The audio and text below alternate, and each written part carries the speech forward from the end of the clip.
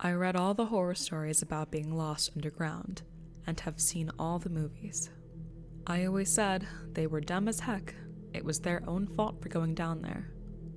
They should have known better, and I vowed to never put myself in that silly situation, yearning to breathe free above the surface.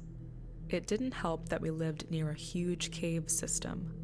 Literally at the bottom of a local mountain, and an ancient river had cut holes all through the ground. People came from all over to explore, and we even had a minor celebrity or two lose their lives in our soil. Most of the town worked year-round in the business of serving tourists. Highly prepared, generally, and with an air of self-confidence and athletic builds, those all seemed so unafraid of the business in which they were engaged. Diving into the pitch dark, squeezing through narrow corridors, hundreds of feet beneath our toes. I would have moved to get away from the whole scene, but my house was cheap and the neighbors were nice. I'd lived in the town my whole life. Nobody ever fell into a sinkhole and ended up in the cave there, at least.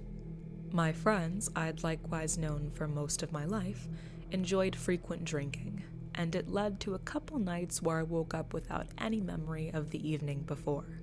I always ended up safely in bed, or sometimes passed out on my floor, with the sunlight streaming in directly strong and causing a full brain-pounding headache. Or on a stranger's front porch, twice, or in the town jail's drunk cell on one fateful Friday when we stayed past last call at the neighborhood bar and upset the staff.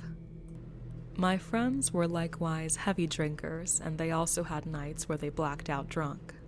We just took it as normal Fridays and laughed about our debauchery as we regaled each other with stories of past weekends. I felt that the ground was calling out to me for a couple of weeks before the incident. I would hear whispers when I was driving by the parking lot to one of the most visited caves, which opened into a complex system. And I dreamt that I was walking near the mouth of a great cave with stalagmites bearing out like giant teeth. I thought nothing of it, not believing in prophecies like any logical 21st century man. But one dream was so bad, I couldn't fall asleep the rest of the night.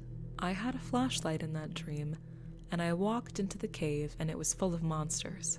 I awoke in a cold fright and felt them in the room with me. I had to turn on the lights, and when I closed my eyes, I felt their hot breath and heard their ragged breathing. The next Friday, I planned to get extremely drunk to get a good night's sleep. The monsters had been in my room, in my mind, again the night after and the night after that. I certainly met that goal, and we were all 3 sheets to the wind by 10:30. A rare evenings indeed. I wandered out of the bar for a smoke and felt the chill of the November air. I heard the whispering again. It was plaintive and real. It was calling my name. I couldn't have resisted. As much as the rest of this might have been my fault, could you resist someone calling your name? I didn't realize it was the voice of the cave, the monsters. They knew I would be here, close enough, just close and unaware enough tonight. They called my name, and I followed.